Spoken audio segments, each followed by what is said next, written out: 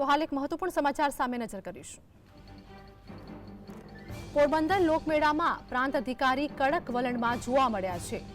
પોરબંદર લોકમેળાની વાત કરીએ કે પ્રાંત અધિકારી કડક વલણમાં રાજકોટ અગ્નિકાંડને ધ્યાનમાં રાખીને તમામ સુરક્ષા ગોઠવાઈ છે। તો કોઈપણ રાઇડ્સ સંચાલક નિયમોનું પાલન નહીં કરે તો સાખી નહીં લેવાય તેવું પ્રાંત અધિકારીનું કહેવું છે। પોરબંદર લોકમેળાને લઈને વાત કરીએ કે પ્રાંત અધિકારી કડક વલણમાં જોવા મળ્યા હતા અને આ સાથે જ તેઓ દ્વારા સૂચના આપવામાં આવી છે। રાજકોટ અગ્નિકાંડને ધ્યાનમાં રાખીને તમામ સુરક્ષા વ્યવસ્થા ગોઠવી દેવામાં આવી છે અને નિયમ પણ કડક કર્યા છે। કોઈપણ રાઇડ સંચાલક નિયમોનું પાલન નહીં કરે તો સાખી નહીં લેવાય તેવું પ્રાંત અધિકારીનું કહેવું છે। પોરબંદર લોકમેળાની વાત કરીએ કે પ્રાંત અધિકારી કડક વલણમાં જોવા મળ્યા। રાજકોટમાં જે ઘટના બની હતી તે ઘટનાને ધ્યાનમાં રાખીને તમામ સુરક્ષા વ્યવસ્થા ગોઠવી દેવામાં આવી છે અને આ સાથે જ કડક સૂચના પણ આપવામાં આવી છે। કોઈપણ રાઇડ સંચાલક નિયમોનું પાલન નહીં કરે તો સખત કાર્યવાહી કરવામાં આવશે અને આ સાથે જ સાંખી નહીં લેવાય તેવું પ્રાંત અધિકારીનું કહેવું છે। કેમ કે જે ઘટના બની હતી તે ઘટનાને ધ્યાનમાં રાખીને હવે કડક વલણ અપનાવવામાં આવ્યું છે। રાજકોટ અગ્નિકાંડની ઘટનાને ધ્યાનમાં રાખીને તમામ સુરક્ષા વ્યવસ્થા પણ ગોઠવી દેવામાં આવી છે અને આ સાથે જ કડક સૂચના આપવામાં આવી છે। કોઈપણ રાઇડ સંચાલકને નિયમોનું પાલન નહીં કરે તો દંડ કરવામાં આવશે અને તેઓને સાંખી નહીં લેવાય તેવી સખત કાર્યવાહી પણ હાથ ધરવામાં આવી છે અને આ સાથે જ પ્રાંત અધિકારી દ્વારા સૂચના પણ આપવામાં આવી છે। રાજકોટ અગ્નિકાંડને ધ્યાનમાં રાખીને તમામ સુરક્ષા વ્યવસ્થા ગોઠવાઈ છે।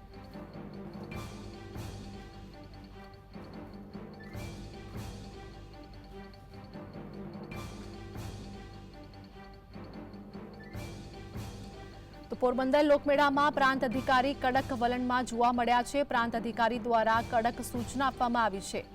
રાજકોટ અગ્નિકાંડને લઈને આ તમામ સુરક્ષા વ્યવસ્થા ગોઠવી દેવામાં આવી છે। કોઈપણ રાઇડ સંચાલક નિયમોનું પાલન નહીં કરે તો તેઓને સાંખી નહીં લેવાય તેવું પ્રાંત અધિકારીનું કહેવું છે।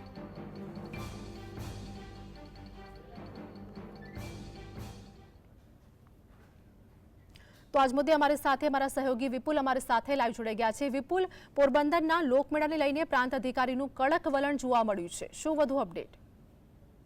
હા, ચોક્કસ જણાવી દઉં કે પોરબંદરની અંદર છે દર વખતની જેમ આ વખતે પણ 5 દિવસનો જન્માષ્ટમીનો લોકમેળો યોજાય છે। આ મેળો છે આ વખતે જે પ્રાંત અધિકારીએ પોતે જવાબદારી સ્વીકારી છે અને પ્રાંત અધિકારી જ મેળાનું આયોજન કરે છે નગરપાલિકાને સાથે રાખીને। પરંતુ આ વખતે મેળાની અંદર છે જે રાજકોટ અગ્નિકાંડમાં ઘટના ન બની હતી એવી જ રીતના અહીંયા કોઈ ઘટના ન બને તેના માટે થઈને જે પ્રાંત અધિકારી છે તેણે મેળાની અંદર જે રાઇડ્સો મૂકવામાં આવી છે તેમાં કોઈ પણ પ્રકારની કચાશ રાખવામાં નહીં આવે અને ફાઉન્ડેશન થી લઈને તેની તમામ પરમિશનો અપડેટ કરેલી હશે તો તેઓને રાઇડ ચાલુ કરવા માટે કરી દેવામાં આવશે। હાલ તો હું બતાવવા માંગીશ કે અત્યારે જે તમામ રાઇડ્સો છે તે બંધ છે, તેની તમામની ચકાસણી વહીવટી તંત્ર કરી રહ્યું છે। તમામ ચકાસણી પૂર્ણ થયા બાદ જ આ રાઇડ્સને બપોર બાદ પરમિશન આપવામાં આવશે। જ્યાં સુધી તમામ ચકાસણી ન થાય ત્યાં સુધી એક પણ રાઇડ ચાલુ કરવામાં નહીં આવે।